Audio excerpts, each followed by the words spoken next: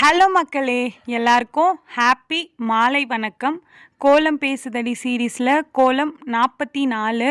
என்னடா குறுக்கில் நிழல் தெரியுதுன்ட்டு பார்க்குறீங்களா? அது ஒன்றும் இல்லை, வெயில் பளிச்சுன்னு வந்துடுச்சு. நான் கோலம் போகிறதுக்கு கொஞ்சம் டைம் ஆயிடுச்சா, அதனால என்னோடய ட்ரைபேடோட நிழல் தான். அது கேமரா ஆன் பண்ணி வச்சதுனால உங்களுக்கு அப்படி தெரியுது ஃபோனில்.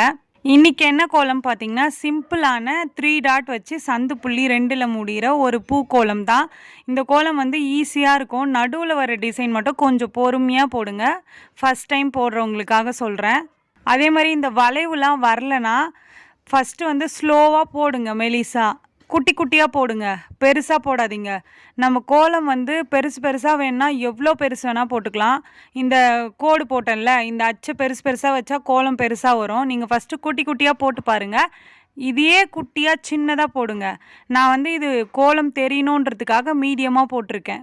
அந்த மாதிரி போட்டு பார்த்தீங்கன்னா ஈஸியாக வரும். ஏன்னா கை வந்து தூரமாக போகும்போது ஒரு சிலவங்களுக்கு டிசைன் வராது. அதனால நான் சொல்கிறேன். ஓகே மக்களே, இந்த வீடியோ உங்களுக்கு பிடிச்சிருந்தா மறக்காமல் சுந்தருமா ஜெயந்தி சேனலை சப்ஸ்கிரைப் பண்ணிக்கோங்க. இந்த கோலம் பிடிச்சிருந்தா இந்த வீடியோவுக்கு லைக் பண்ணிக்கோங்க. கோலம் மாவு நான் மிக்ஸ் பண்ணுற வீடியோ எடுத்து வச்சுருக்கேன்னு சொன்னேன்ல, அது நான் வந்து லாங் வீடியோவில் நாளைக்கு இந்த டைமுக்கு ஷேர் பண்ணுறேன். பாய் பாய்.